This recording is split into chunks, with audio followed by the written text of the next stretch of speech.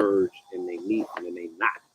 You know what I'm saying? Not only is today one of those days where so much history is intertwined, but also the location that I'm in is a perfect positioning, a perfect place, you know, to also meshes and molds, you know what I'm saying, and take our history and just, you know what I'm saying, knots it up in a particular way. So the only way that we can undo those knots and undo those ties is to, you know, demonstrate the way that we are about to on this most holy of holy days.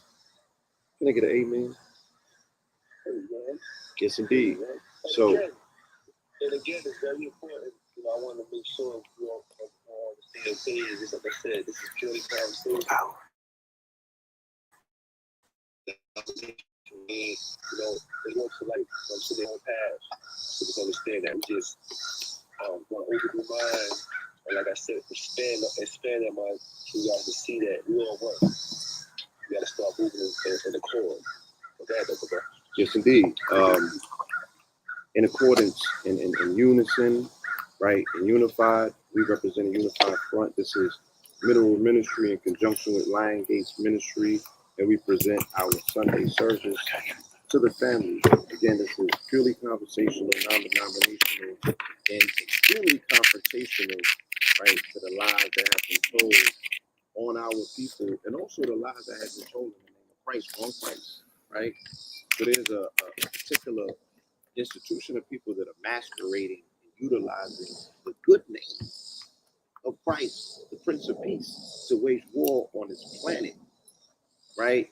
And our story, regardless, again, whether you came here on the boat or whether you were here when they got here, right? You got hit over the head and your shit got taken because of the edict that was passed on May 4th, 1493 by Pope Alexander VI for the Inter-Terra, right? Or what's called the Doctrine of Discovery. So I could care less where you came from. I could care less how you got here, right? All of that Mandingo wrestling that you're doing, all of those piss contests.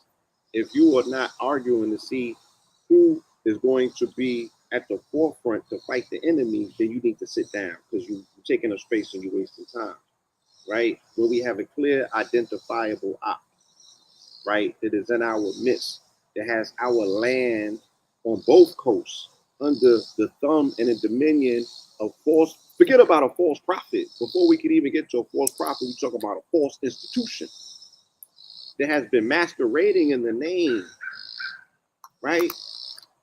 Bringing pain to the planet. You cannot push the Prince of Peace on the people at the edge of a sword and the barrel of a gun. That's right. Okay?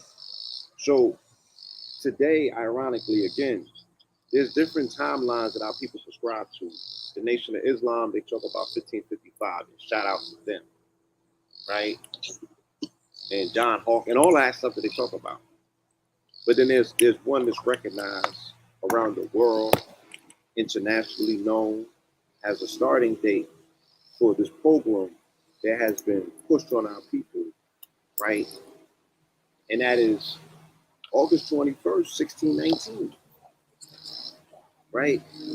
Give about a day or two. So it could be August 20th, it could be August 21st. This entire block from August 19th to August 21st is even what's understood and recognized as Black August because, again, shout out to our good brother, our comrade, George Jackson, right? Who famously said what? 3 it is for one of ours. And he said this behind the wall. So salute to Comrade George, right? In the struggle that political prisoners had to go through, freeing up our people again. Whether that battle you consider was righteous, whether it was one that was steeped in fact or fiction, they were still fighting, all right? They still knew that there was something, there was oppressing them that they had to push back against, right? So they had the spirit of a warrior in them, and we would not allow the spirit of our ancestors to be overlooked or denuded, you know what I'm saying, or disrespected because some new information has come to the forefront. Shout out to everybody with the new information. Shout out to Dan Calloway, right? But also we still recognize today is the day Did Nat Turner started a slave revolt, whether real or fictional, whether it's a story that was made or not. Niggas need more stories of revolution and revolt. We need Even more if it's stories mythos. about us pushing back, huh? Even if it's a myth. Even if it's a myth, we need us a good myth at this particular time versus, right, a good lie that our people been operating off of. It came from a seed of truth. It came from a seed of truth. So I came from Richmond the other day, and I was brought to a place called the Black History Museum, which was a armory that was built in the 1800s for Black militias, melanated militias, right? They have 4 armories in Richmond, and one of them was specifically built for Black militias. They was one of the see vicious fighters. Reminds me of the Harlem Hellfighters, the 369 Regiment that went into World War I and laid waste to them people. I hear so many stories about our people who have been fierce warriors and fighters who have won these wars for this country.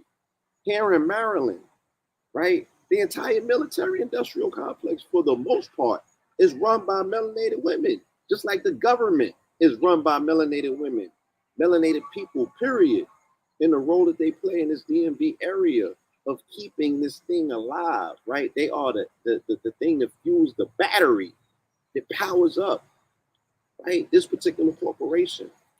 So, you know, it's perspective that we need to, you know what I'm saying, wrestle our brains around when it comes to who and what we are. But what we won't do, right? What we won't do is disrespect our ancestors by not calling their name and acknowledging them. So I do want to say this for my brother Dick Gregory. His transition was also on August 19th, about 5 years ago, right? So to the spirit of D. Greg, who his spirit moves strong through these lands because this is where he put it down at. Right. We want to acknowledge that ancestor who was not fearful, who spoke truth. Okay? And we want to channel that information, that energy and that information so we too can speak truth without fear. Right? And it can resonate. And it can wake our people up and give them the confidence to stand firm wherever they're at and speak truth to power, sound word power, right? Do not be dismissive of the power of the word, the very book that has our people under a spell is a book of words, right? So the word itself is what has our people under this light code lockdown. So only with the word can we free our people up. All right. That's right. Can we open up with Psalms 144? Do you have that pulled up? Okay. Yeah, so This is a long day. I feel you. Do you have access to your internet? Or do I gotta do it? All right.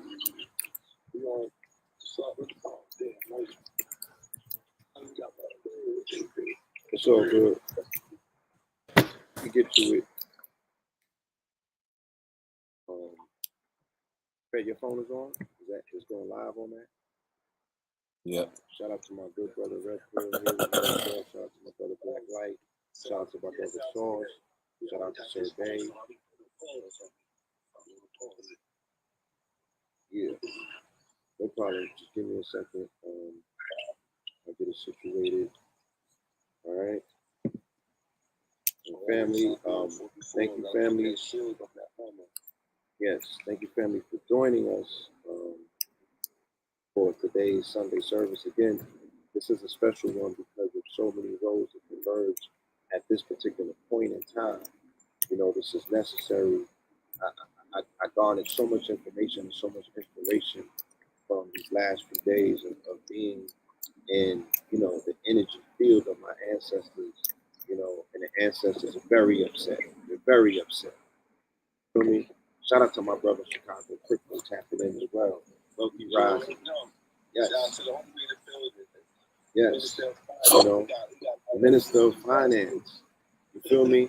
And getting these things right, restoring the kingdom starts with what's being done, the teaching that the brother's doing, you know what I'm saying? Restoring our literacy by way of financial literacy.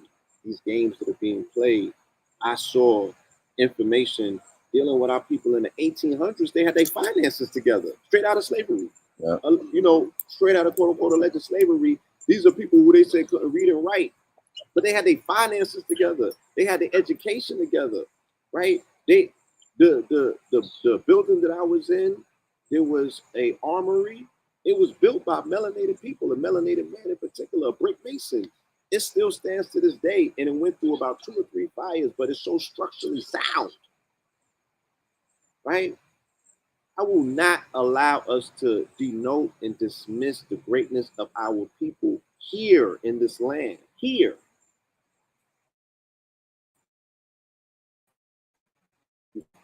Here in this land, I talk about it, but it's not the thing that they keep telling us happened, right? Something happened recently. Yeah, we ain't got to do too much revisionist history. Something happened recently. Universal architect, man. Yes.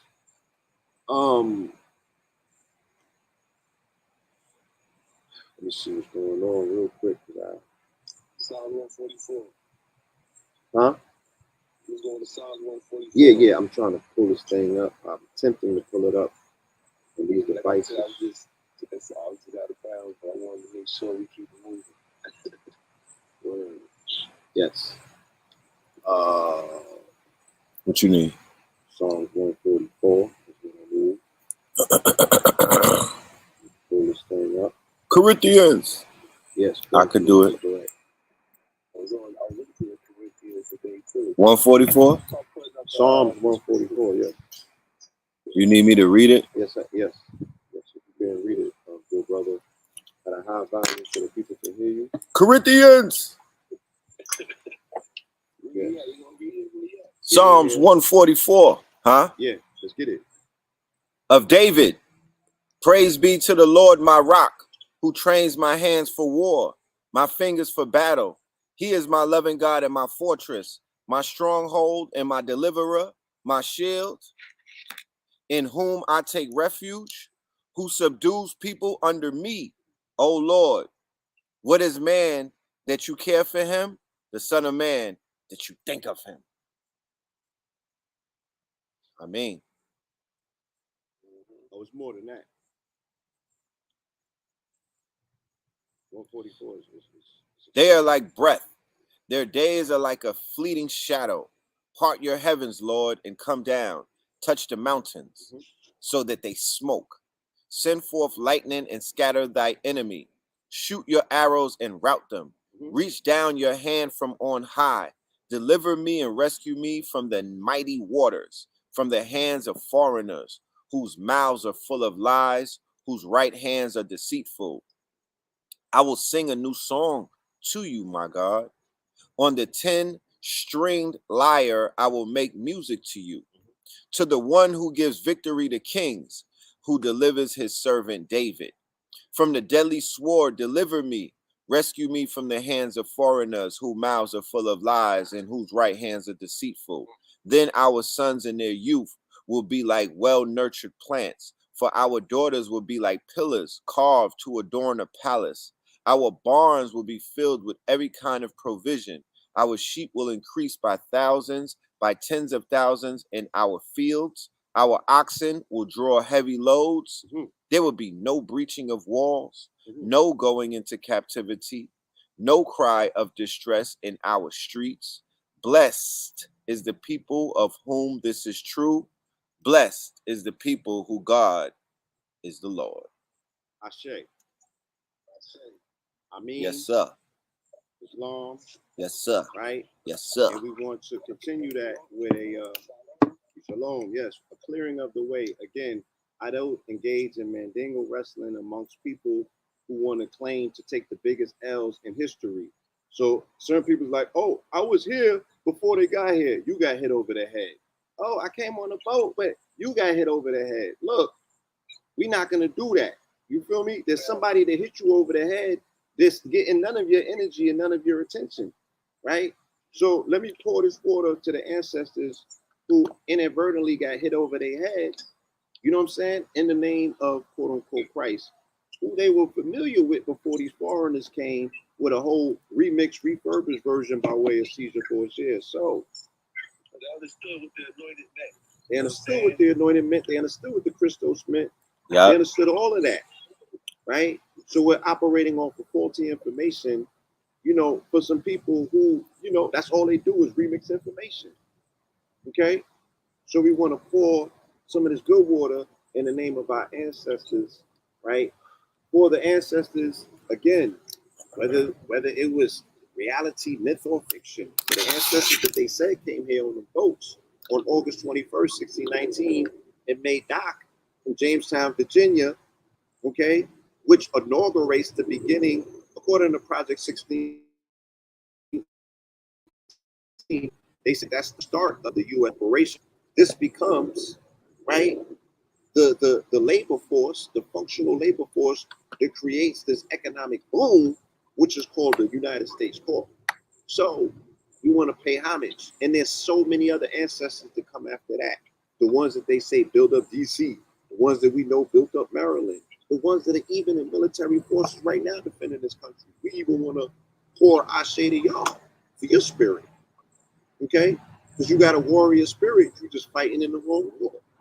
So for our ancestors that, you know, traverse the Atlantic Ocean, whether it was by way of the mid-Atlantic, going from the north to the south, or east to west, right? Or to the Caribbean, or to wherever they went, to South and Latin America. You feel me? We want to say Ashe to our ancestors. Ashe. Right? To the Incans, to the Mayans, to the indigenous civilizations that was in the Central and South Americas when the conquistadors and the colonizers came here and they decimated entire populations and sent those captives to Spain, and Spain sent those captives to Haiti, right? And then people are talking about the Haitians came from West Africa. No, they didn't. Ashe to those ancestors as well. And by me saying no, they didn't, I'm saying it's a convoluted way that they are confusing history. They are West African, but they didn't come from West Africa directly. It was a roundabout way of how they mixed our story up, and now we're arguing to get the pieces back, but ignoring the people who mixed it up to begin with. So Ashe, I can't our argue ancestors, with you. right? Ashe. Ashe to the mound builders of the Americas. Ashe to the Choctaw, the Cherokee. You know, Ashe to the Lakota. Ashe to the Sioux. Ashe to all of the indigenous, the 500 tribes, they call them. 500 Algonquin, 500 civilized tribes at that, right? Ashe, high civilization. We want to be dismissive of this concept that they continually bombard our people with, that the people here were barbaric, or they were in a condition where they needed the church or Jesus to save their souls. No, they were operating from a high civilization. These people had a cosmology in place. They had high sciences. They were brick masons. They were architects, right? So they knew science. They knew mathematics. They knew about their cosmic origins. They knew about the star nations. You feel me? We want to say Ashe to those ancestors, right? Ashe. Ashe. We met some good family here in Virginia. Our good brother Noah, right? His people come from the Philippines. He was telling us about the damage that the Catholic Church did in the Philippines and how, you know, they killed their freedom fighters from over there and bastardized them and put the tongue of Spain on the family over there, right? So we want to say Ashe to the family of the Philippines who put up a very unending fight, right? To thwart off this curse of Catholicism. Ashe.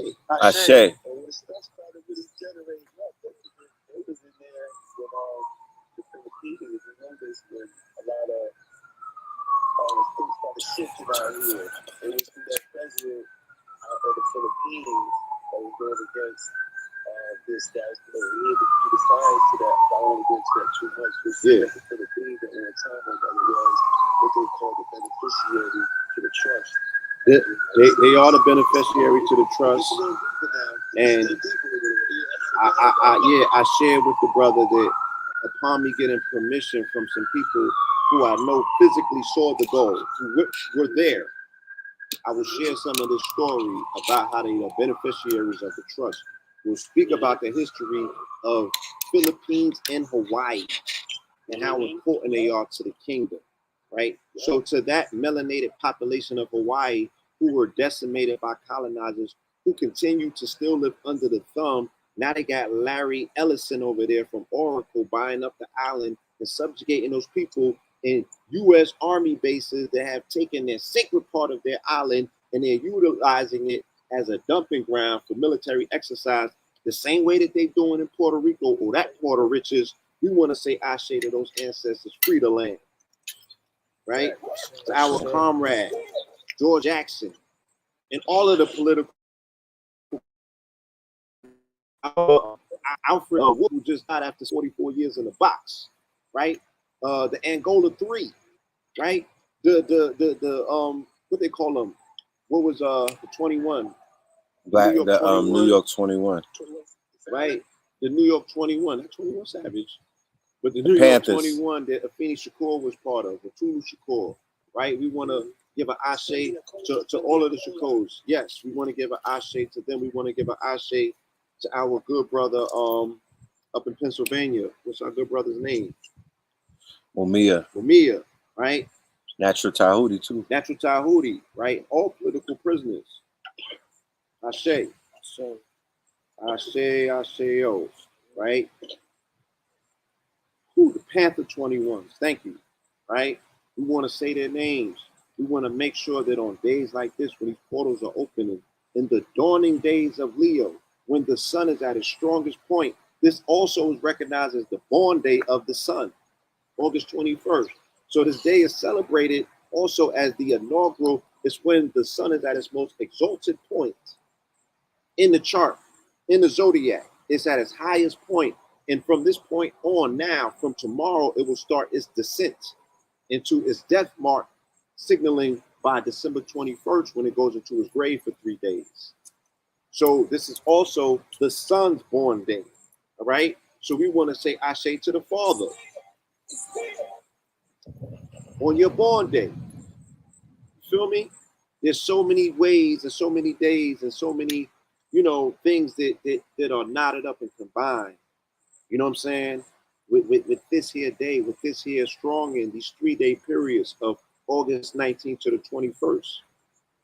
I think that our brother Vaughn Benjamin got something going on around this time as well. Ashe to the spirit of him and to Akabeka and Midnight. Ashe. Ashe. Right? And to all of the good brothers that are Leos, brothers and sisters. Shout out to the Virgos. You know what I'm saying? So let's get real quick into it.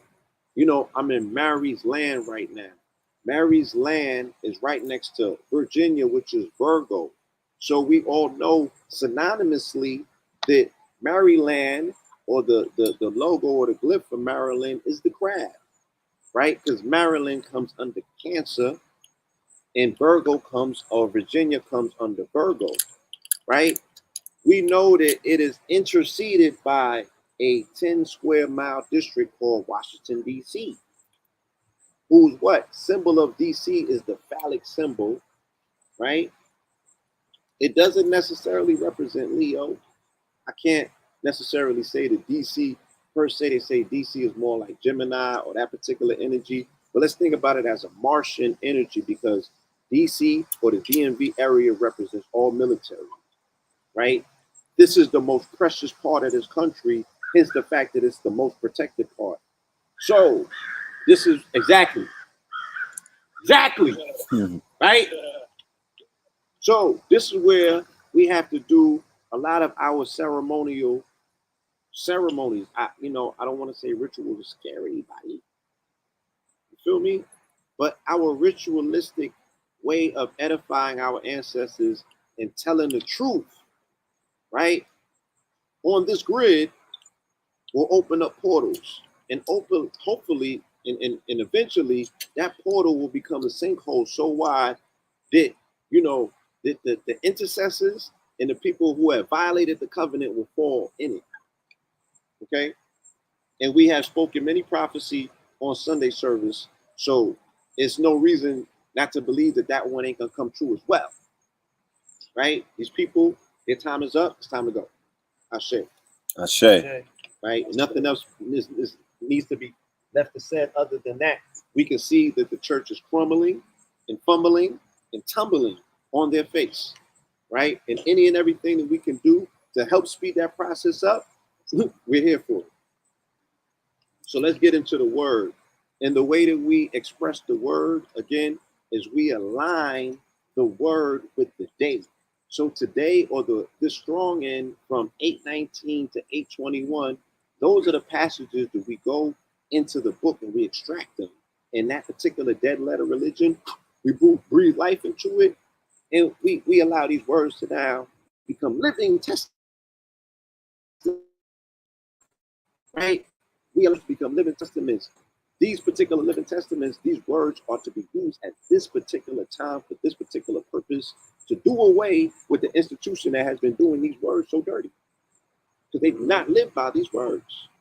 So we'll start with 1 Kings 8:20, which is, Lord has kept the promise he made. I have succeeded David my father, and now I sit on the throne of Israel, just as the Lord promised, and I have built the temple of the name of the Lord, the God of Israel. Now, again, because we do come from a very esoteric, metaphysical background, these terms mean something totally different to me than they may mean to someone who grew up in the church. So when we speak about David and we speak about Israel, I'm speaking about cosmological systems. I'm speaking about anatomy, right? But I'm not necessarily speaking about history, and not to denote or dismiss the historical significance or the reason or the fact that people identify with it as an historical account. So mote it be, right? That's how it resonates with truth. I'm speaking about the esoteric aspects of what these figures represent, right? In a higher degree. Okay? There's different levels of interpretation. Different levels. Right? All that, yeah. But this particular passage I'm about to read needs no interpretation. This one is very clear. Acts 8:20. Peter answered. Now, I find it, they don't make enough of a distinction. In the Old Testament, we knew that Aaron was the head of the Levites, or the priesthood. Aaron consecrated and started the priesthood, which started with a altar or an animal sacrifice offering to the Most High, who said, the aroma of this offering is so good. We'll get into that passage very soon, right? And again, that's what people who talk crazy about African traditional systems, you need to go deeper into your book, because they was practicing that in the book.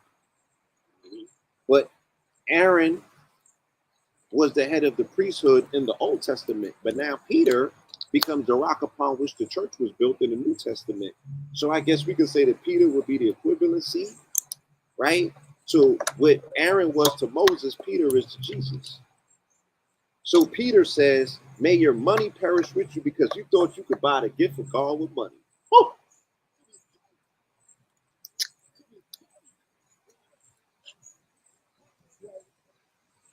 I repeat, may your money perish with you, because you thought you could buy the gift of God with money. So people is out here trying to flex with their dollars as if that fiat, right, has any real resonance on the Most High, or the planes in which Creator know that that's some BS. Now, you unfortunately can fool his children, because they have been duped, right?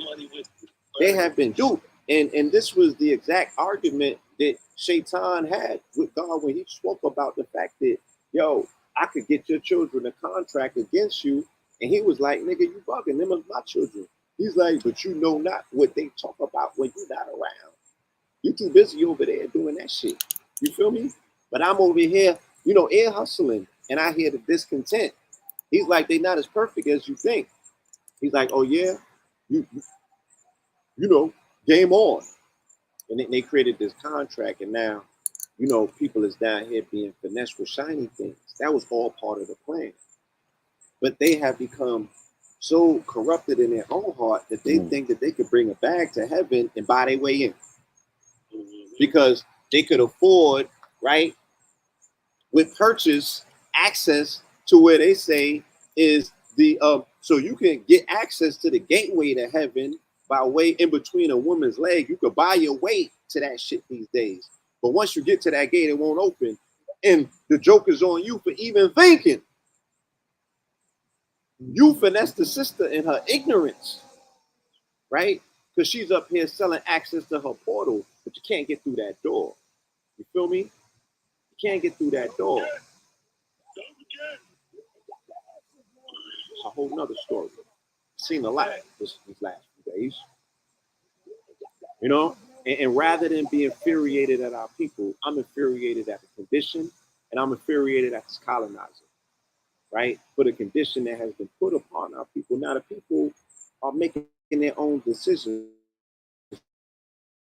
Participatory, but we can continue to teach.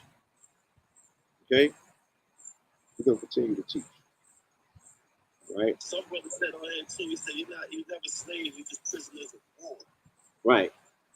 So this would be, again, we show the commonality of the word across the book by signaling or hyper-focusing on scripture based on the days. So when we go to Proverbs 8:21, it qualifies and solves the equation that we just left in Acts 8:20. So Proverbs 8:21 says, those who love me inherit wealth. I will fill their treasures. So your true redemption, your true wealth, your true fortune, your true treasure, right, comes from your love of Allah, of God, of Creator, of the Most High, of whatever you call it, right? Your higher self, your big homie, right?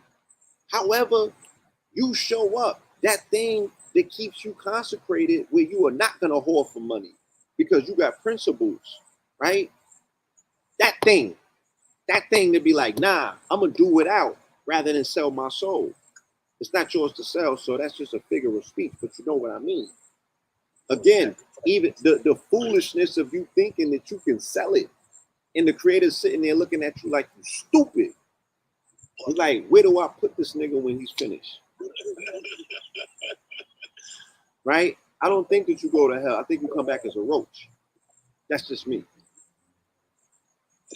But even thinking that it was yours to sell, and then you could put a price on it, stupid.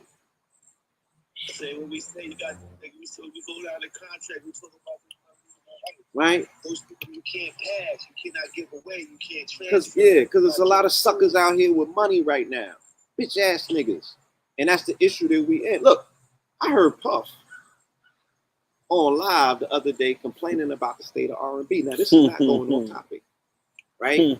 Because you listen to entertainers more than you listen to spiritual men and women. You listen to these people. These are your leaders. These are the people who have given you. This is the person that told you cash rules everything around you. These are the people that told you that it's all about the Benjamins. This is the nigga who grew up in Roman Catholic schools, right? But does not even edify his false God. His God is money, right? So the culpability that these individuals have played to destroy art forms and then complain about it, the caucasity. You feel me? The caucasity. So your real fortune, your real wealth comes with you standing 10 toes down on whatever you are principled on. However you feel and resonate to your creator, whether that's your mama at this point, however you see it, right? You should have something that allows you to see beyond what quote unquote dollars and money and all that stuff represent. Because remember, I continuously tell you, when I grew up, 13, 14, 15 years old, I saw young men, young teenagers like myself, contracting, making soul ties, selling crack cocaine, turning their elders into zombies just because they wanted some Jordans, just because they wanted to get with the Joneses, just because they wanted some drip, right? For material acquisitions, to acquire things that made them feel complete. Somebody failed them young men. Okay? But that was the fall of integration. You know, us thinking that, you know what I'm saying? Even if we're sitting outside of a burning house and we still want to be in that house because we see a color TV in there. And we like, I don't have no color TV, right? I'm tired of having to see these people look at their color. You know, they was in the window and shit at night looking at the color TV through the screen. So when the house started burning, they still coveted the color TV. So they went into the smoldering environment of a burning house and sat their ass down on a hot ass couch just to watch that color TV to feel equal to some white folks, right? And that thing that corrupts people who feel like they are dealing in lack, the thing that corrupts people who feel as if they're dealing in all of that religious structure that you was prior to that was on deaf ears, nigga. Right? How could you be in lack? You children of the Most High. You feel me? You children of the Most High. But again, there is something that is causing a cognitive dissonance in your mind because you go into church and the same Bible is the same Bible that the slave master is reading from to extract, right, the religious instruction and the authority to subjugate you and put you in slavery. And that's the same people that you're going to see when you go to heaven. Nobody have explained that one to you. So subconsciously, you like, oh, this shit don't make no sense, right? This can't be my saving force. These are the people that got their foot on me, and they're getting the authority and the power from the same book. And no one ever showed you how to read the book to extract power from it to fight back. I say. So Corinthians, 2 Corinthians 8:21. And I read Corinthians, which is written by Paul. Yeah, they want to hear it too. For we are taking great care to do what is right, not only in the eyes of the Lord, but also in the eyes of men. That's where your fortune is. That's where your wealth lies, right? That's where your fortune is. Niggas tell me, oh, you don't got $1 billion. You've been doing this too long. You're supposed to have $1 billion in the community by now. They are weighing my work against the people who have robbed from the community and took millions of dollars, right? And I'm like, no, that's my worth is not in that, right? That's not where my fortune lies, right? I'm doing the work of my mother and my father, right? Earthbound and in the spiritual plane. So the fortune comes from, the wealth comes from that. You can't take that from me. You can't quantify it. You can't even value. You can't put no valuation on that. It's priceless. Priceless. Our people know the cost of everything and the value of nothing. Right? So we are taking great care to do what is right, not only in the eyes of the Lord, but also in the eyes of men. Right? So that's where your fortune lies, family. That's where true wealth is. You feel me? Luke 8:21. But he answered and said to them, my mother and brothers are these who hear the words of God and do it. Now, let me give you some backstory into what this passage of Luke was about, right? This passage of Luke was Jesus came around like he was lecturing. Like, let's say Jesus popped up to Maryland and he was at Capitol Heights, Everlasting Life, right? And it was free at the door. So about 5,000 people showed up. And Jesus was lit. He was lit in the town, right? They pulled up. They pulled up from left and right, east and west to see him. And the venue was packed. It was at capacity. They was talking about they was going to call the fire department. They're like, yo, it's just slow to him. And yeah, so he doing his 1-2. He taking pictures. You know what I'm saying? He signing books and everything. You feel me? He got his eye on a few shorties. And then somebody come and whisper in his ear. They're like, yo, your mother and your father pulled up. I mean, your brother and your mother pulled up. Your mother and your brother pulled up. And he remembered a time sharing with them about his ministries, about how lit he was going to be and what his job was, and they didn't support him wholeheartedly, right? They was the doubters, not the haters necessarily, but the doubters, right? I've been through something like that, right? And he stunned it. He was like, yo, nah, chill. My mother and my brother are the ones who hear my word and do something with it, right? He said, I got a spiritual family that I identify with because they identify with my life mission and my purpose. They have taken my word and they have done something with it. Not just by flesh and blood alone are you my mother and my brother, and I'm going to, stop what I'm doing or remove believers from my midst to bring in people who still got doubt about my gifts.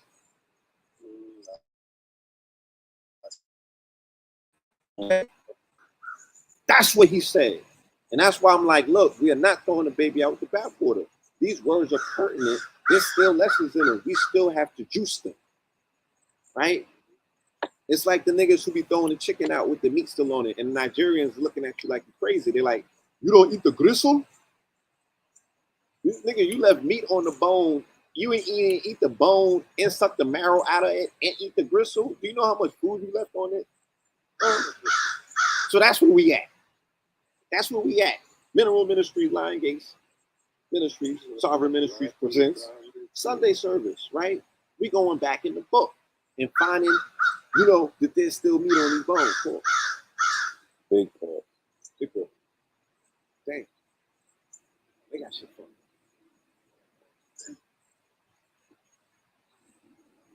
And then, again, we could jump from Luke 8:21 and let's jump right into Acts 8:21 and see how these two connect. There's symbiosis amongst the word if you know how to align it properly. Act 8:21. You have no part or share in our ministry because your heart is not right before God. I don't care who you call it. Right? Bird gang. Bird gang. Sandman. Morpheus. Right. Yeah. I roll with crows. What was his crow name? Matthew? His crow was named Matthew. Shout out to y'all. Thank you. Right? But it can't be a name alone, bro. You cannot roll with this ministry and name alone. You feel me?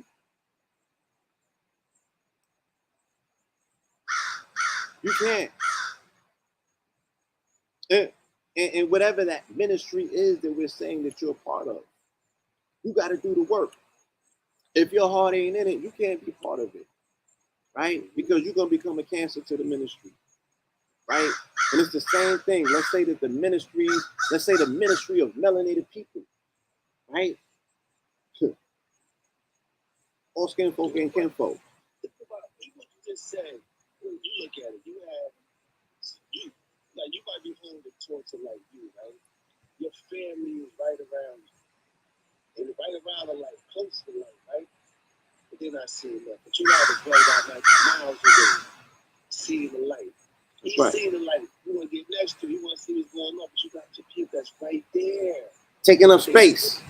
Right there, they don't do nothing with Taking up space. right with their hands in your pocket. Yeah, I just want to say that, man, because it's so good. Like, come on, you right there. People they're still waiting for Pope Philippe to pop out. I'm not taking shots. I'm just saying. The Black Pope.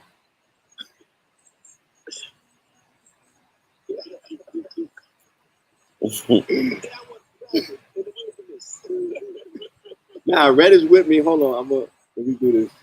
That wasn't right, so I ain't taking shots. Look, he right there. He holding it down. He playing his part. He like Aaron, yeah. He's Aaron of the Moses, yeah. And Jesus was a twin. That's a whole nother story. Look, go read a book called A Hierarchy, right? Which was considered the Mason. They broke the oath and told a Masonic secret that has not been shared in public. And it was the fact that Jesus was a twin, and his twin was named James, but his twin was also named Philip. Okay? And the J's and the P's are interchangeable, they said in Hebrew, because the J's didn't exist. So before there was J's, there was P's. Jesus is a twin. His twin's name is Philip, and his name is Philip Thomas as well. It's called the Doubting Thomas, or Thomas, or the Judas Thomas, because you can't have Jesus without a Judas. But the Doubting Thomas, or Philip Thomas, Thomas means twin itself. The etymology of the word Thomas is twin. So this shit goes deep, right? Stop thinking that we just costume motherfucking dress. Yeah, because the Pope uses profanity as well. Stop thinking that this is window dressing, y'all. It's deeper than rap. Deeper than rap. Don't make me pull up the picture of the veggies in the red and blue, right? They come from the Voodoo and Haitian ancient systems. This goes deeper than Sophia Stewart, no disrespect. But the red and blue pill thing, yeah, that shit is cosmic. So all the way up here, y'all. Chill.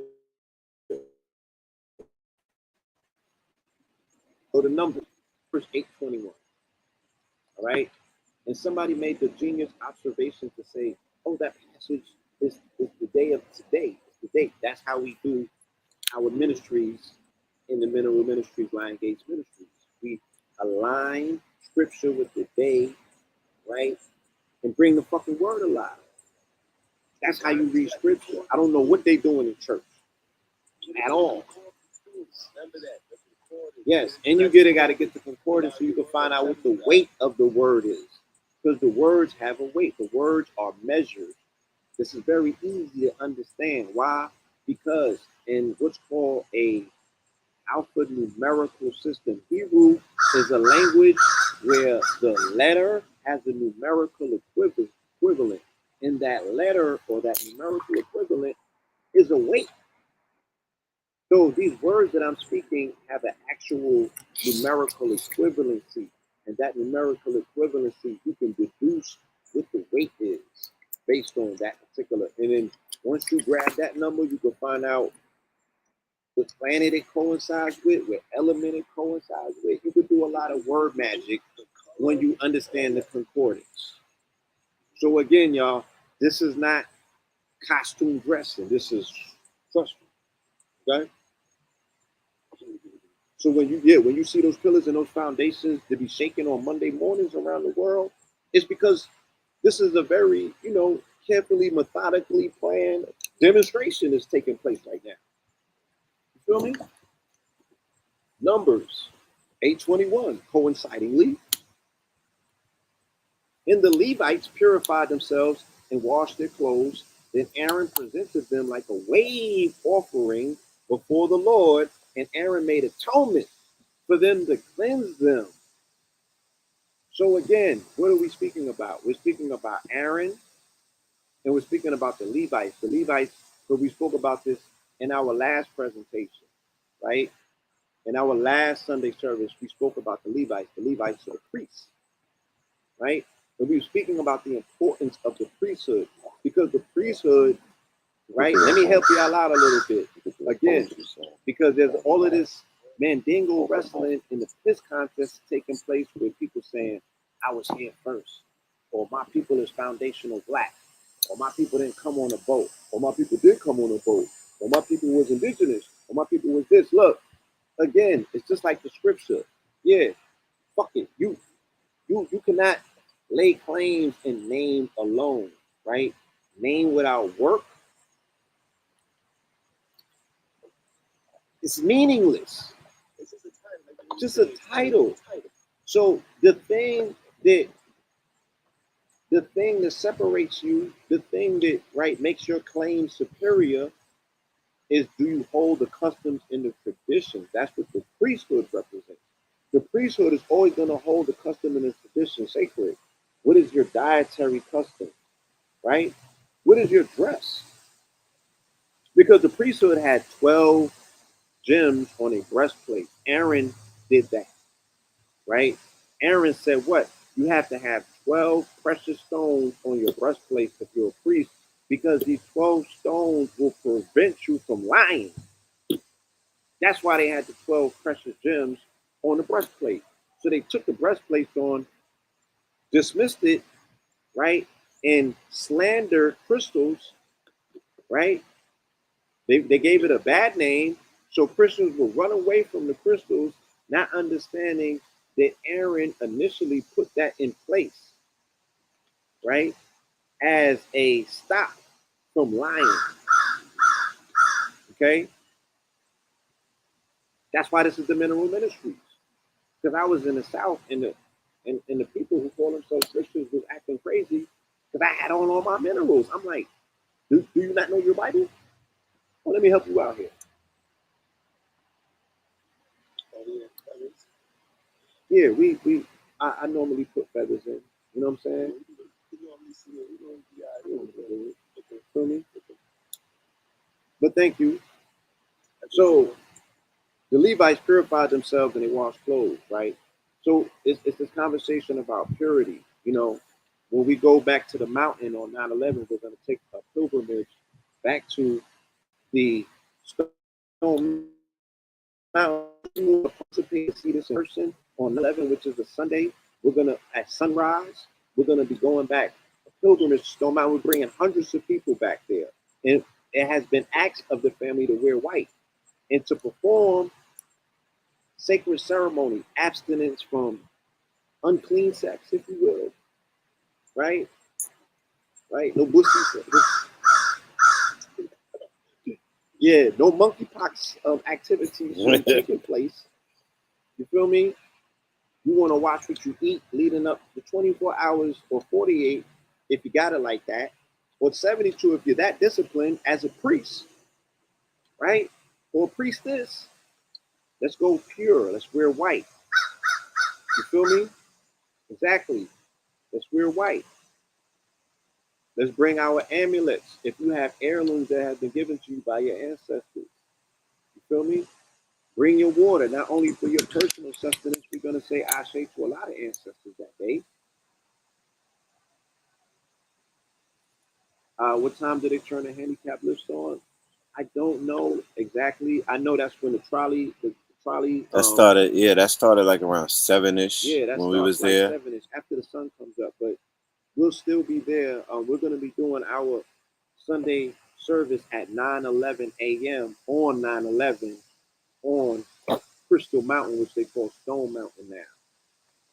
All right, and this is when we really, really, really, as a unit, get to put that work in, because now we go quantum, because we're standing on the biggest deposit of granite on the planet. Well, in this country, but so you know what I'm talking about. It's a spaceship. You don't want to miss this, y'all. You feel me? So the priesthood is so important, because the priesthood is the ones that are going to keep the traditions and the customs intact. So you can actually put some weight behind your claims, instead of just being in name alone and title, saying who and what you are. Nigga, are you practicing the ways of your ancestors? That's all I need to know. That part. You feel me? Because a $5 Indian is outpacing you because they're actually practicing the traditions that you want to run from, right? And put on like you a Westerner or anglicized Westerner, but keep talking that traditional, I'm indigenous shit. It's not gonna work. It's not gonna work. You're being outworked by imposters. You feel me? Who have more? Who honor your ancestors more than you do?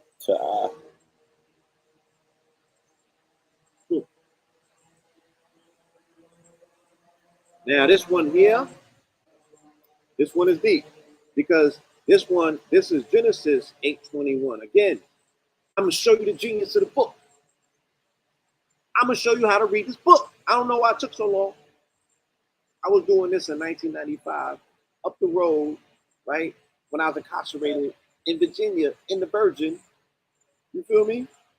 This is where I was giving these lessons at. So, however many years later we here and we doing what needs to be done. Damn near 20 years later, but it's never too late, because I'm gonna show you how to read this book. All right. So we jump from Numbers 8:21 and we go to Genesis 8:21. Now, what did I just tell you about Numbers and the Levites? Right? I said what? The Levites were the priesthood. They were the ones that were responsible for the consecration. They were the ones responsible for keeping the customs and traditions. You feel me?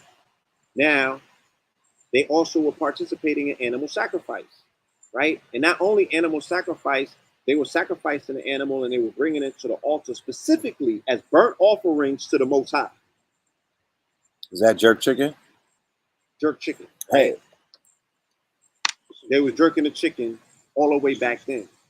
So be very careful how you speak about people who are practicing their African traditional systems that the Christian Anglicized church has bastardized and have you look down crazy. I guess this is why the Haitians resonate so well with Catholicism and still practice voodoo, because they ain't no different. Look, Genesis 8:21. And when the Lord smelled the pleasing aroma, the aroma, if you go to Genesis 8:20, the aroma was burnt offerings of animals that they placed on the altar. You can look it up. I don't know how you skipped over this. And when the Lord's pleasing aroma, the Lord said in his heart, I will never again curse the ground because of man, for the intentions of man's heart is evil from his youth. Neither will I ever again strike down every living creature as I have done. Now, this causes a conundrum. This causes a conundrum. Let me do what I say to your old consciousness. I'm about to shatter it. Okay? Right? Your old consciousness is about to, depart from you. And this is not me being blasphemous. This is not me going against Creator. This is me saying that somebody put some cut in this book. And we need to rectify the truth, right? Yeah. And next Sunday service will be in New York with A.A. Rashid, right? Putting this working on my home grid. And then the week after that, we'll be in Houston, in the mud, putting this work in that particular. And then the Sunday after that, we'll be on the mountain. What? I'll be in LA next Sunday too. Yes. If God knows everything and is omnipresent and omnipotent and omnipotent in his knowledge, how did he make such a mistake as creating a species that he had to swipe and wipe off? Didn't that make Satan correct?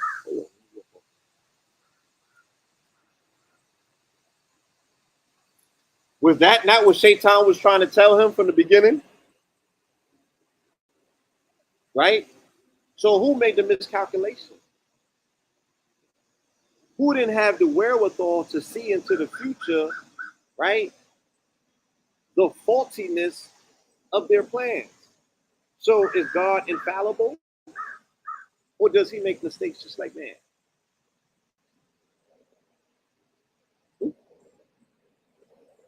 And how are you creating a creature that is corrupted in his youth? Right? To a degree, if you created him in your image, why is his corruption coming at such an early and young phase? Because that corruption between the ages of 1 and 7 or 0 and 7, just like the Jesuits teach, it cannot be uncorrupted because that becomes part of his spiral. Anyway. Listen. Yeah, let's just skip real quick and get out of that mindset because that might cause a schism. Zechariah 8:21. Okay. The people of one city will say to the people of another, come with us to Jerusalem to ask the Lord to bless us. Let's worship the Lord of heaven's armies. I'm determined to go. Right? Well, let me go back to Zechariah 8:20, then jump into 8:21. This is what the Lord of heaven's armies says. People from nations and cities around the world will travel to Jerusalem.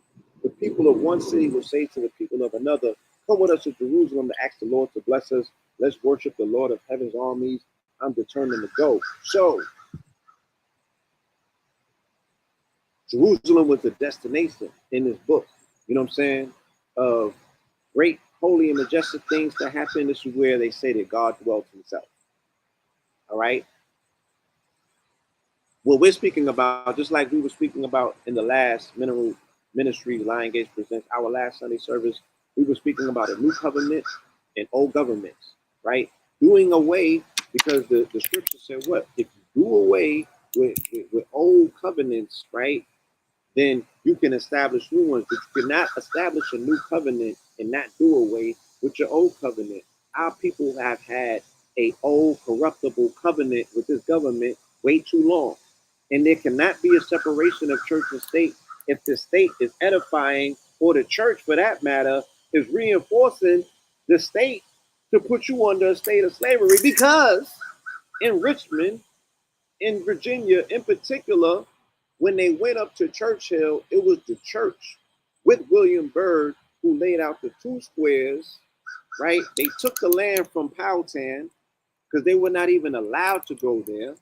That was not part of the settlement or the agreement that they was given to say, all right, y'all can set up shop over here.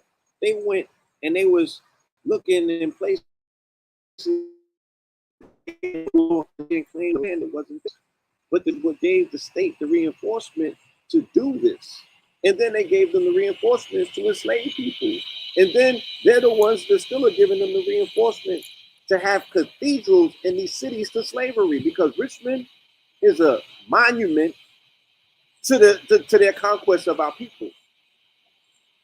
Right? They have not changed anything. It is crystallized. It's crystallized for slavery, and it's crystallized for the Civil War, because that was the head of the Confederacy. And they just took them statues down in 2021. And when I went to the museum, they said that the hardest statue, not only because of red tape and politics, physically, they could not pull down Robert E. Lee.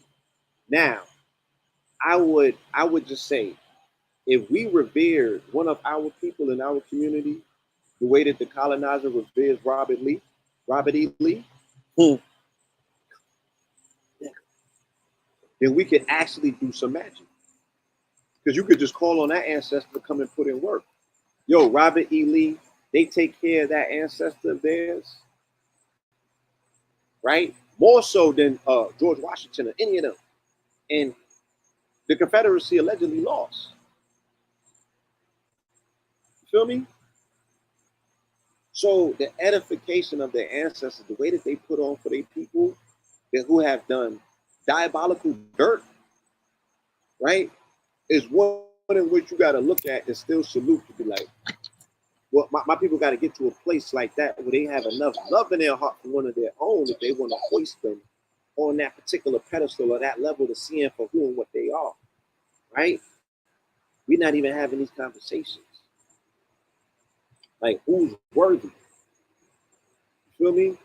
Who's worthy for the pedestal?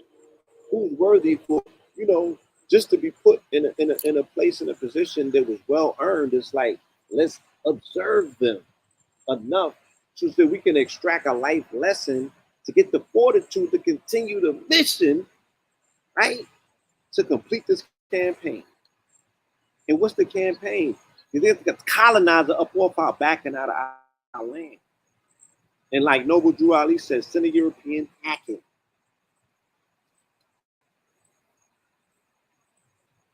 Right?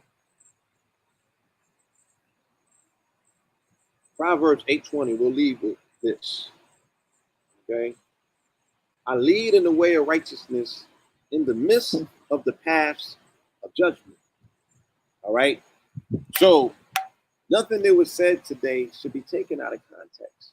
This is all out of love. This is all, right, to edify and exemplify the true meaning of what righteousness is.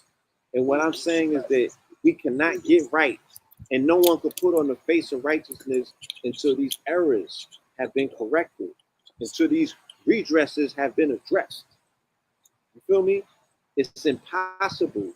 You cannot sit up and stand there and say that you're the face of righteousness and you represent the Prince of Peace and all of these other principalities. And we know that what you represent is diabolical. We know that what you represent is corrupt. We know that you're abusing these children. We know that you're abusing the mind of the parents, right? We know that you're subjugating the land. We know that you're killing off the animals. We know that you're destroying this planet. We know that you corrupting the airspace. We know that you polluting the water, right? We know that you are out of order, and we have to call it what it is, and we have to be willing to stand on these particular principles and be willing to deal with whatever comes with that, right? Because our ancestors, that's how they did. That's how they stood on this. And if they didn't do that, it would be impossible for you to even be where you were at, right particular now, to have you was given, you had the station and the placement and the position to ultimately fuck up. Somebody had to fight for you to get to the place where you could throw the shit away. It ain't even yours to throw away though, right? Your ancestors died, and I ain't saying the fucking vote either. They fought.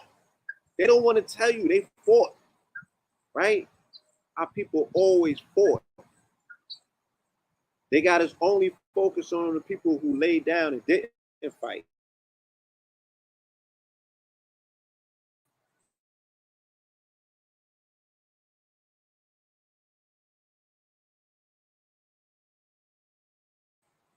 This ain't right.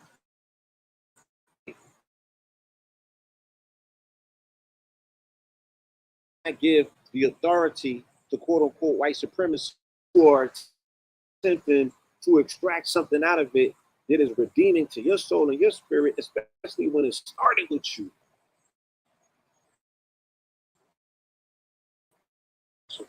I went to the museum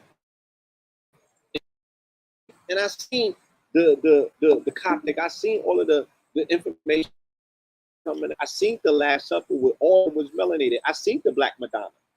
I seen all of that, and all of that stuff predated Rome. You feel me? So where do they get the caucasity, right, to stand up there and tell these lies to the eyes of the people, right? This stuff has to come to an end. And if no place else in your heart and your mind, make sure that that's where, you feel me, it meets its final defeat. And then we'll start seeing things change in this reality. Right? You gotta think for yourself. That's the whole thing with this is you gotta start thinking for yourself and see things for what they really are, not what they appear to be.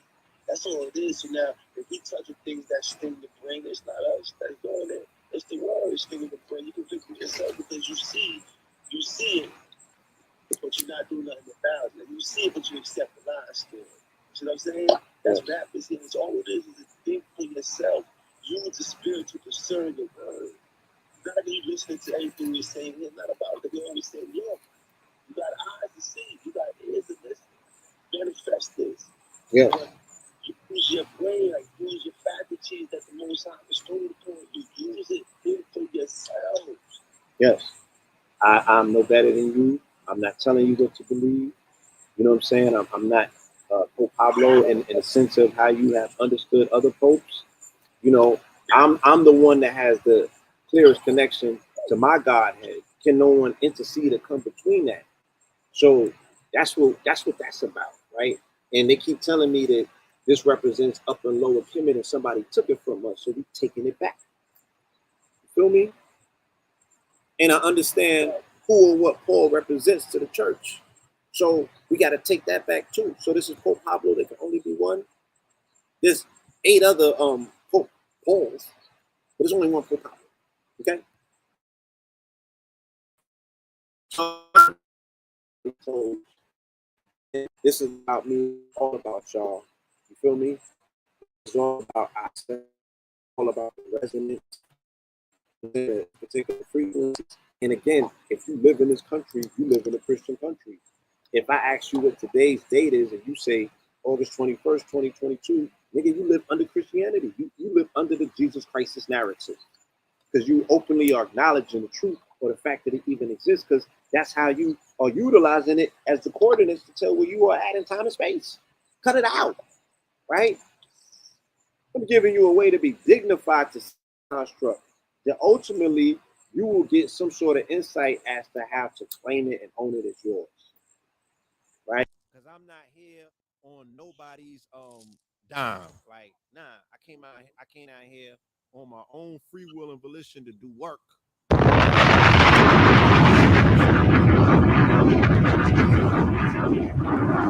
To this day. To this day.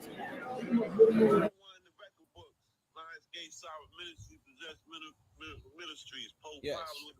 And we'll be in everlasting life at 3 p.m. in Capitol Heights to continue, right? To edify and speak truth and hoist our ancestors up to an elevated place that they need to be. So you can see them. They'll be the highest star in the sky tonight. You feel me? I say, and tomorrow's gonna be a new day. Mark my word. We had to make it better. Anything else? No, we about to close out. Like I said, we got something coming. Definitely, we're gonna do the Ohio. We switched that up for a bigger venue in ATL.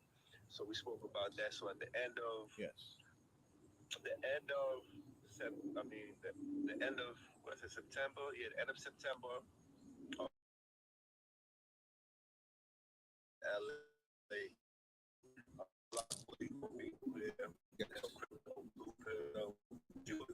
Things gonna come through there too. But it's gonna restore a little different feeling. You know what I'm saying? So we'll stay tuned for that. That's all.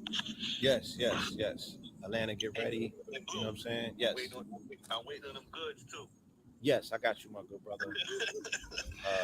Salute to Sister Rashada. She wasn't able to join us, but she's here with us in spirit. Salute to my queen Rashida.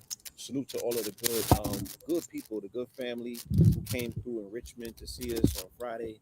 Salute to the family that will be coming out today to see us in Mary's land. You know what I'm saying? And again, we're going to continue to make sense of the senseless. You feel me? And you know, this is how you can own a thing. You know, this is real quick before I finish, and this was shared to me by Brother 19 Keys, and he said that it was shared to him by way of him observing a Farrakhan. A Farrakhan said that the symbolic meaning of turning water into wine, right? Water is just when I speak the word. When I give you, you know, when I'm standing at the pulpit and I'm reading out of a book and I'm just speaking on the word, that's water, right? That's parching. Capitol Heights, Maryland, family, that's where we'll be at Everlasting Life or Everlasting Love, is it called, a restaurant? Life, Everlasting Life. When you interpret the word, when you give it a level of transliteration, when you make it your own, that's when you turn water into wine. So water, right, is just me expressing the word, just telling you what the word is. This interpretation, giving it meaning, owning it, bringing it home, that turns water into wine. Now it is wine. Now you could get drunk off of truth. Respectfully, responsibly, and honorably. All right? Responsibly. Yes. Drink responsibly. Peace, love, and light. Hold on. Peace. Oh, hold on.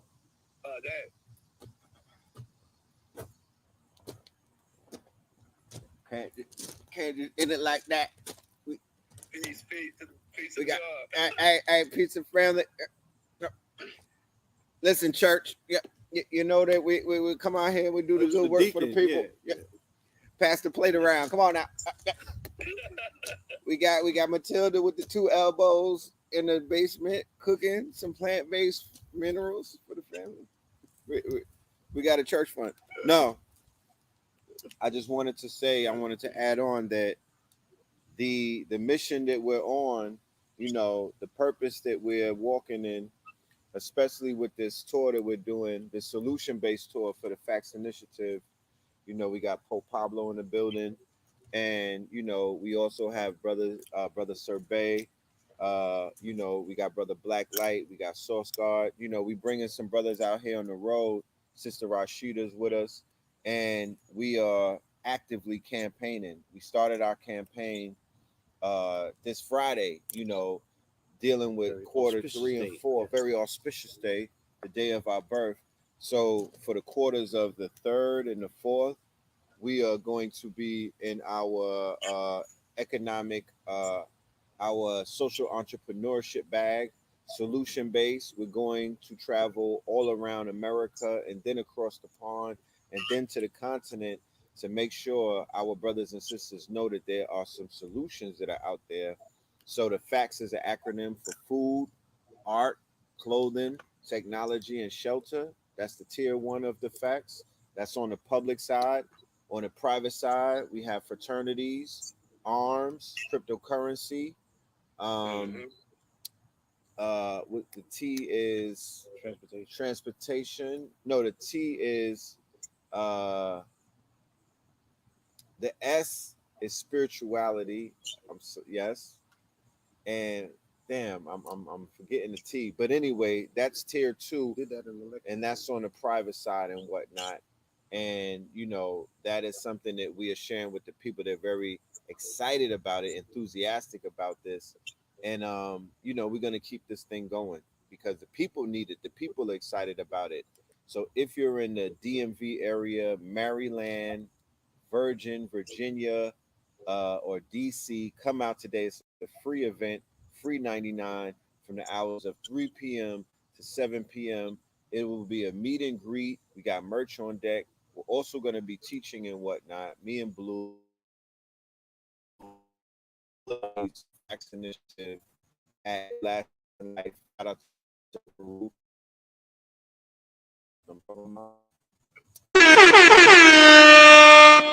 Yes, yeah. All right. Y'all heard him. Check him out. Y'all in the area. Yes, my brother. And again, I want to say thank you. You appreciate this commitment. You know what I'm saying? And like they said in that scripture, we have, as the priesthood, we have created a wave, and with this particular wave, we can now make an offering to the Most High to say, look, these people are serious about this word. The people are serious about this information. The people are serious about their soul satisfaction. You know what I'm saying? And getting it out of a discount bin, because that's where religion has been putting our people for far too long. They have been discounting our spirit, you know what I'm saying, and cheap selling it to a wholesaler, that has bundled this shit like it's toxic derivatives.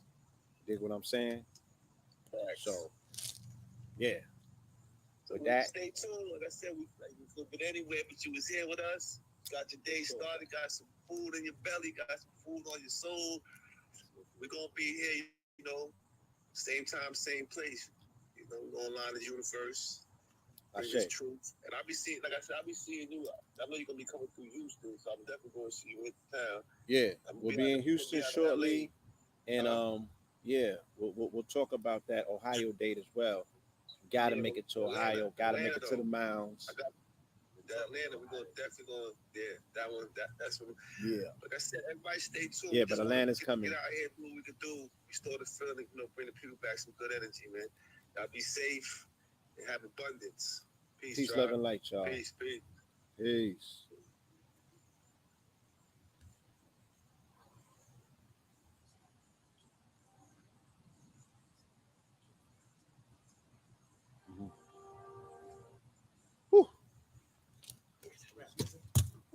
Yes, that was major. Shit.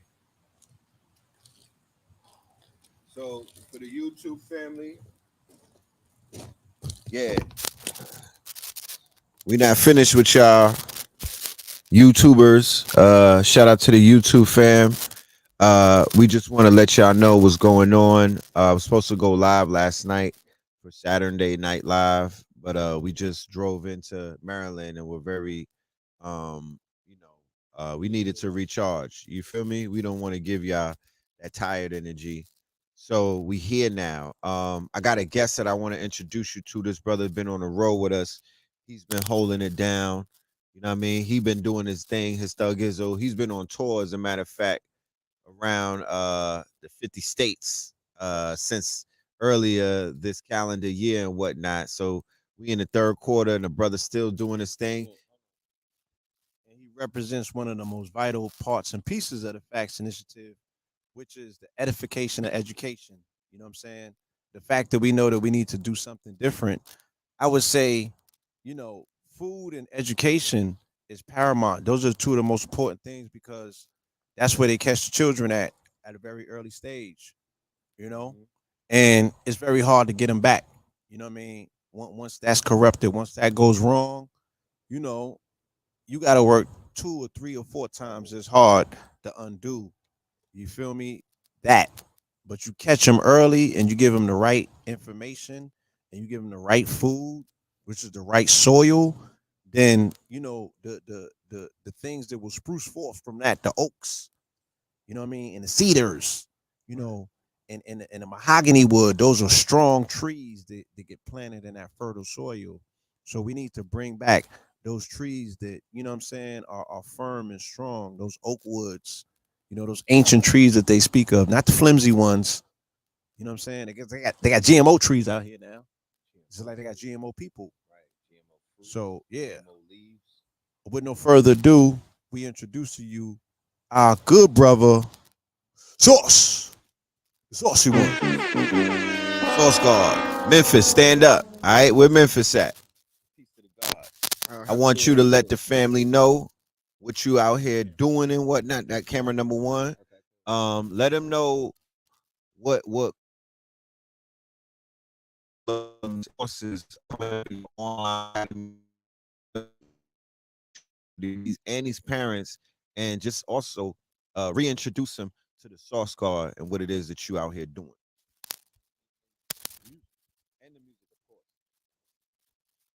First of all, giving thanks and honor to the Most High for being able to be here and express myself as a vessel, you know, with these two pillars, the red and the blue, you know, which makes purple.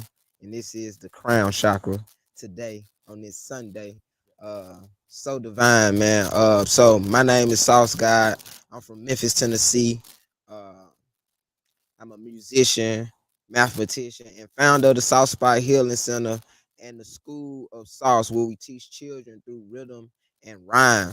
So, how it even started was me expressing myself through music, and I seen how it was affecting the people in my immediate surroundings. I come from Memphis. I come from the gutter. I come from the streets.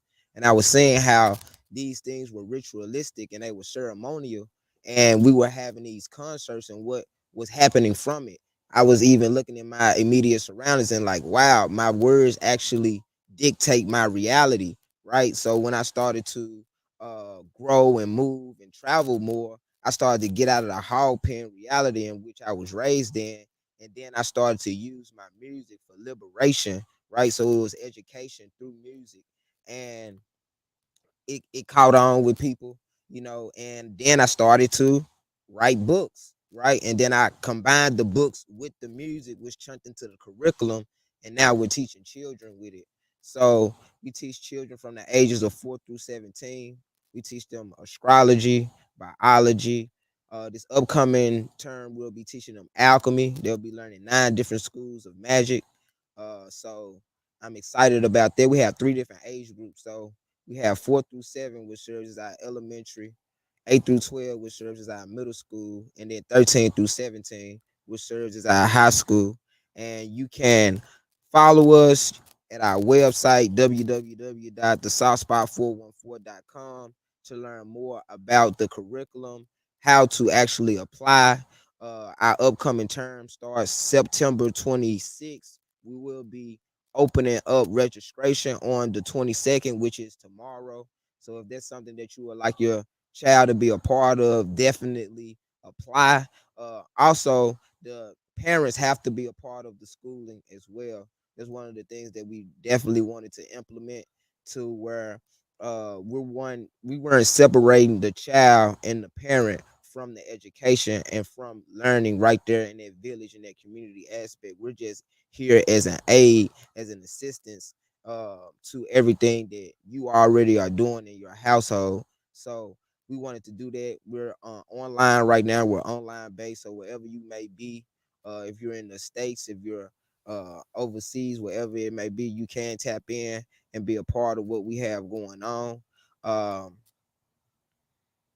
what else did I wanted to say?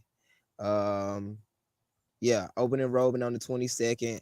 Open enrollment will be open up until the week of the orientation is on the 24th, so we will stop the actual application process and submissions on the 21st of September. So that's me, the Sauce Guy. Appreciate y'all. Come out today to the Facts Initiative. We will be in Capitol Heights, you know, bringing all the drip. I kind of bring the drip. You feel what I'm saying? Okay, and then the music. You just search my Spotify, my iTunes, Google Play, Sauce God, SAUCEGOD, Sauce God. Search that. Also, all of my music is on the website www.thesaucespot414.com. So, like I said, the music has evolved to where not only is you getting the MP3s, but you have the visuals and you have curriculum that goes along with each song that I produce and that I put out. So that's me, the Sauce Guy. Appreciate y'all. All right. Legend. Yeah, we got to give it up. And you know how we do over here. We always introduce you to brothers and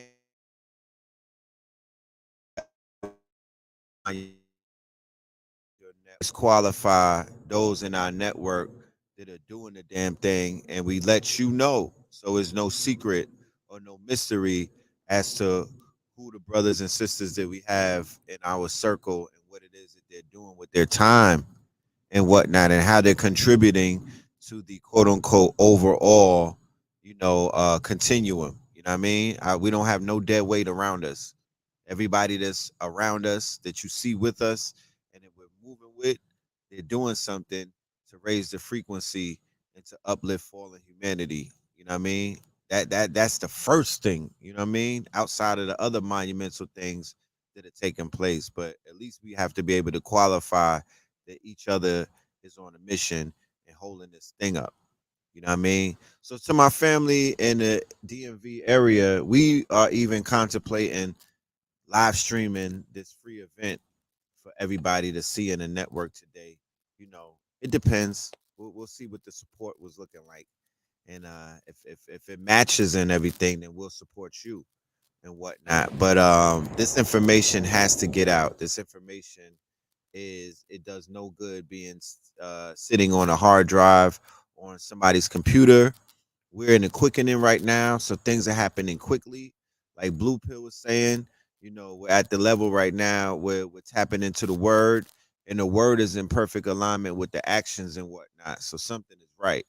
So, the people are thirsty, they need that water, and we finna pour it. You know what I mean? We want to be on tour for the rest of this calendar year, taking the Facts Initiative and the Pillar Prophecies and Pope Pablo's mineral ministries to the East Coast, to the West Coast, to the South, to the Midwest, and like I said, even overseas and whatnot. This is a demonstration. But I'm gonna let Blue holla at y'all real quick. The mic going in and out, or What's good with the audio? Let me know. Is it going in and out? Are we good on the it's a noise gate? Okay. Yeah, working with this audio. Y'all should see the setup. It's crazy. You know what I'm talking about? Shit crazy. Oh yeah, spin the camera. Let them see the setup of Sauce. Let them see the whole setup. Shit crazy. Like we done turned this whole backyard into a production studio. You feel me? Turned this whole thing into a whole production. So we even talked about doing an open mic later on, maybe. You know what I mean? Because all of us are performers. We all got music and bars and whatnot. We might do a fire, a fire pit. You know what I'm talking about? A spitting pit. You know what I mean? A sipping spit, a spitting pit. We're gonna think about it. We'll see what happens and whatnot. Even if we meet some poets at the event today, some dope wordsmiths, we might bring them back to this circle and whatnot, and just do the damn thing. You know what I'm talking about? Because that's really what this is about.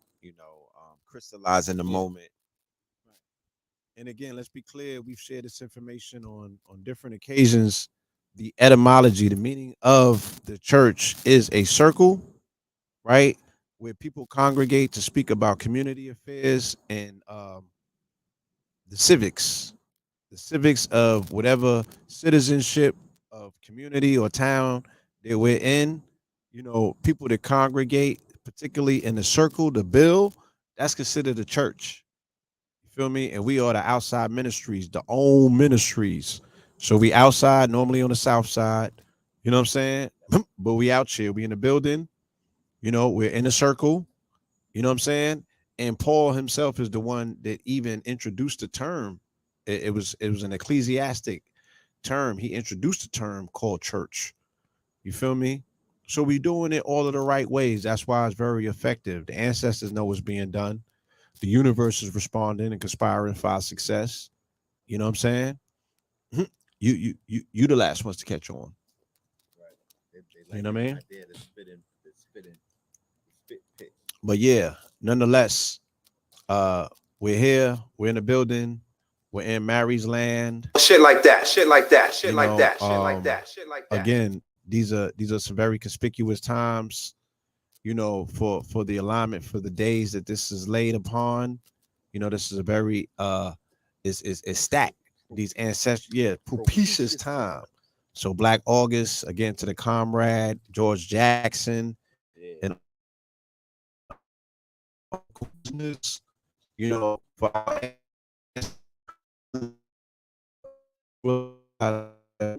on August 20th, 21st, 1619, that labor force that initiated and started the commercial boom that will ultimately become the United States Corporation, this peculiar institution in the antebellum South. You feel me? Our ancestor Dick Gregory, who transitioned on August 19th, Marcus Garvey, whose birthday was August 17th, you know, and I'm sure that there's many other things that have taken place in these 3-day periods of time amongst our multi-tiered story history of a people here in this country that you guys will fill in the blanks. You know what I'm saying? So we're standing on a celestial pool, if you will, of ancestral information and energy. You know what I mean? And we're just adding on to that and edifying the name of our ancestors and continuously pouring ashe to them. You know what I'm saying? So their throats may not be parched, but they would be definitely fulfilled. You know what I'm saying? And pleased with our offerings and our demonstrations. You know, and our burnt offerings will not be animals. Ashe. We're gonna burn some, you know, some wood later, you know, and let that fire do what it do, because the fire, the element, that got a consciousness that has a conversation as well. So again, yeah, if you're in the DMV area, please join us. All right, at some point, because we have a multi-tiered list of activities that we're gonna engage in, but in particular, pull up to the event. It's free 99. All right, you already know they got the dope food in the building, the Everlasting Live. And there's a lot of legacy there. I just found the post. We were there 4 years ago in 2019, 2018. Yeah, 4 years ago, 2018 on August 19th, we was there. My Facebook remind me this rising. Right. So That's not planned. yeah, the alignment is awesome. It's amazing. Yes. Right. Yes. Yeah. Those pockets of time and space. Right. I brought up the fact that time is centrifugal. And when we were in Richmond, Virginia, based off of the research that we were doing for our presentation, came to find out that that was identified as the Harlem of the South.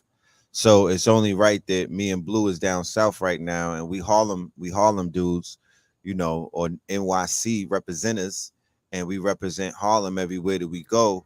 So like I was sharing with the family in Richmond, time is centrifugal and it's not linear. So everything comes back into play. So the same way that Richmond was a Black Wall Street in its days and now known as the Harlem of the South, meaning that it's coming back to become the Harlem of the South again. So here we are, you know, doing what we doing, following purpose and whatnot, and it puts us right back on the chessboard And that date that we had at Everlasting Life was so important because me and Blue were going through a crisis at that time and whatnot. And our faith was being tested even in this community, whether we were going to, you know, participate in this community or not.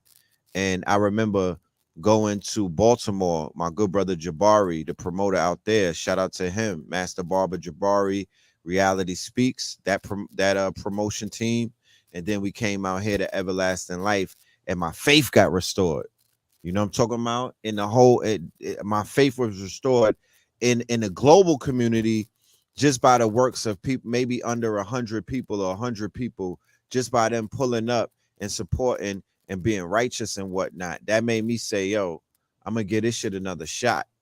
And we stuck around and, you know, we introduced y'all to a whole new lineup, a whole new pantheon of teachers and you know, and personalities and whatnot and frontliners, you know, that y'all know today. And yeah, we enacted the shifters right after that, right. And changed up our circle of friends, Right. And I think everybody that we left behind is still left behind. And yeah, that was a very propitious time, you know, in the going through a lot of soul searching, and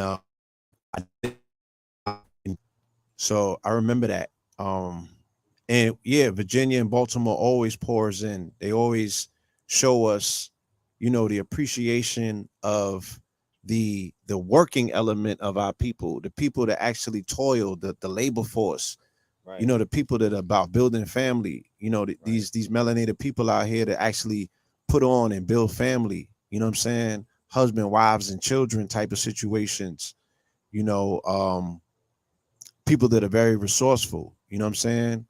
And people who have love to give, you know what I'm saying? Because you have to have it to give it. You know, it has to be an overswell. It has to be running over in abundance for it to be offered and floweth. Yeah. And a lot of locations that unfortunately that we originate and come from, they're steeped in lack.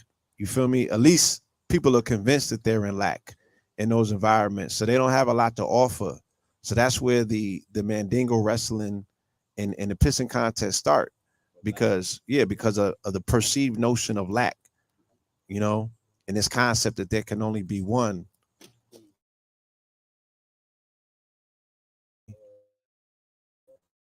Went through or still to some respect certain corridor going through, but 2018 was a very redemptive year, and for it only to be 4 years ago, that it seemed like it was 14, but nonetheless, yeah, show up because yeah, definitely we will be showing up to show love. All right, in Mary's land. Okay. Peace. Yeah. So yeah, that's about it, man. You know, Pope Pablo got to get some water, put some fruits in his body, and then we back on to the next mission. You know, we're gonna be working arduously all day, and like Blue Pill said, next weekend we're gonna be at NYC with AA Rashid for his master class. So for all of my KTL University students, look out for that. I'm coming back with our Kibalon 44 in the top of September. Look out for that. And then we have another class/workshop coming up. Look out for that. Like Blue said, we'll be in Houston. Then right after that, the next weekend, September 11th, we'll be on top of that Holy Mountain, Crystal Mountain, right there in ATL, aka Stone Mountain. You know what I mean? So we working. And like I said, it depends on if we come back later on and do this open mic with y'all so we can have sip and spit. You know what I'm talking about? And really give y'all some food. You know what I mean? Really give y'all some water. Give y'all that the word. The motherfucking word. Yeah, because my pen been going crazy lately. I know Blue's been going crazy. We got Sauce Guard, his pen going crazy, but we don't work for free. You know what I mean? This is not a circus. And you know, I don't dance. I only do 2 steps. You know what I'm talking about? So we not finna get on Al Gore's internet and start hopping around doing the bunny hop like Meek Mills, you know, around billionaires. You know, because that's who we are. We trillionaires. You know what I mean? So clap it up for yourselves. I want to appreciate everybody being in the building today for this sermon. Pope Pablo, the Mineral Ministries. If y'all want us to do this every Sunday on KTL to bring to you the good word of Pablo, leave some emoji love. Let us know what y'all want. If y'all want to see that sip and spit tonight with the words with the gods, you know what I mean, and our special guests, you let us know so we could put the word out. Give that emoji love and whatnot. Socketry to the pocketry, you know what I mean? Make it count. You know what I'm talking about? KTLUniversity.com will be the website. Gold E Water will be the website for your minerals, for your ministry, which is your temple, which is your body. The drip from Athletics and other brands that will be appearing very soon on the Mart125.com. And yeah, man, with that being said, we just working, we moving. Shout out to Black Light for being of great assistance to us with the audio and the visuals and just this dope ass setup, you know what I'm talking about? Yeah, you know what I mean? We doing good, man. We moving, you know what I'm saying? And that's the only thing that's constant is the change and the movement. Shit like that. As long as we not stagnant and sitting on our hands and whatnot and complaining about shit that we don't got no business complaining about. As long as we just moving, we don't have to be doing much. We just have to be in movement, and then the ancestors and the spirits work with you in that realm, and that like water. You know what I mean?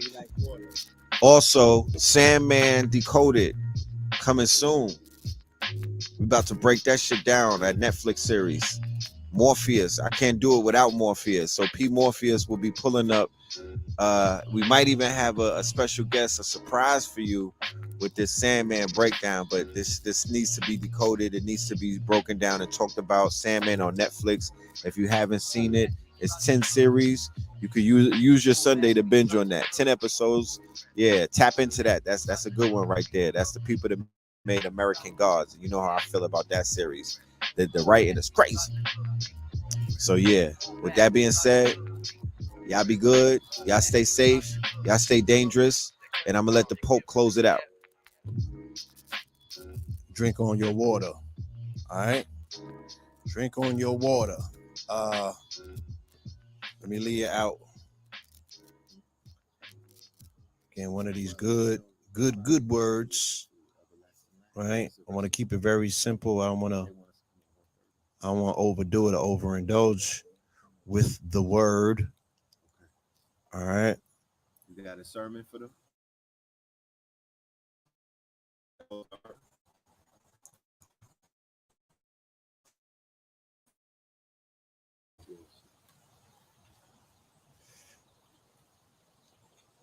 Yeah, I mean, it's again, you know, this last particular sermon that I want to share is one that stood out to me.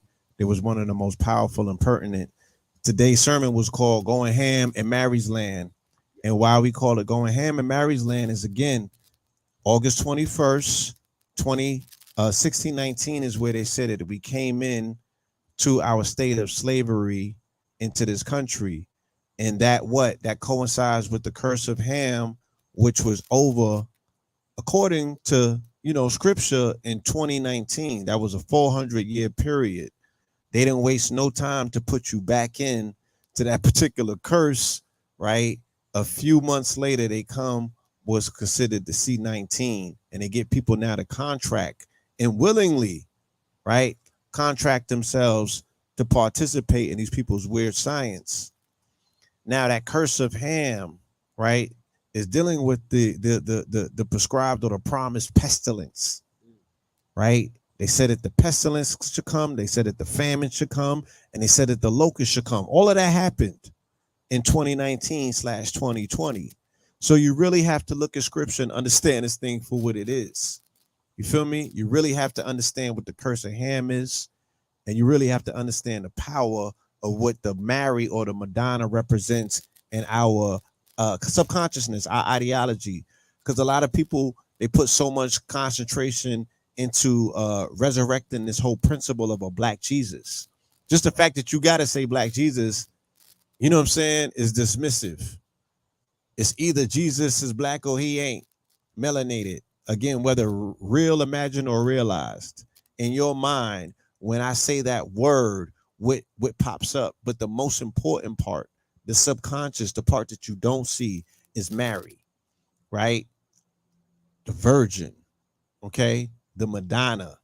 You have to restore that principle. It has to be restorative. That melanated woman has to be restored. Is it Virgin Mary or is it Mary Magdalene? The choice is yours.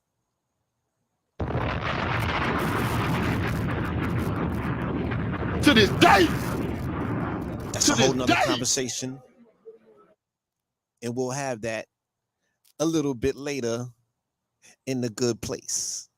But with all that being said, and all of these overlapping themes with this day, I'm gonna let you guys go with Proverbs 8:21. Those who love me inherit wealth. I will fill their treasures. Right? I will fill their treasures. Okay? Those who love me inherit wealth. Again, whatever your connection to your Godhead is, however you show up and see your Godhead, whether it's Jesus, whether it's Allah, whether it's Buddha, whether it's Krishna, whether it's Aludumare, whether it's yourself, whether it's your mama, whether it's the Father himself on his born day, which is today. You feel me? However you show up, whatever you tap in, make sure that you're doing it with your heart and you love that redeeming principle, that creative force, that energy and electricity that courses through you, the breath of life, water itself. There's been a lot of conversations being had about, shit, is water God, right? Since we're made in the image of creator with 90% water. It's super malleable. It changes forms. It has no enemies or no equal. It's not earthbound, right? However, in whatever you show up and understand as your redeeming savior force, right? Because people, shit, you don't got no water. You need some water. Be like, I need to save myself, right? Look, however you show up, make sure that you're showing up leading with your heart. You know what I'm saying? Make sure that you're tapping into that creative force with an overswelling of love. You feel me? Love is the only thing that exists in this universe. So when it's all said and done, that's what, that's where we're attempting to get you back to, right? That you can be in a restored place and redeem love for self initially, right? And then that will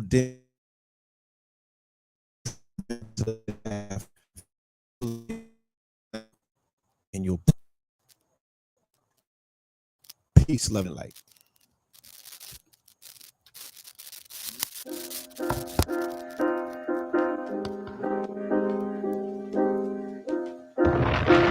To this day.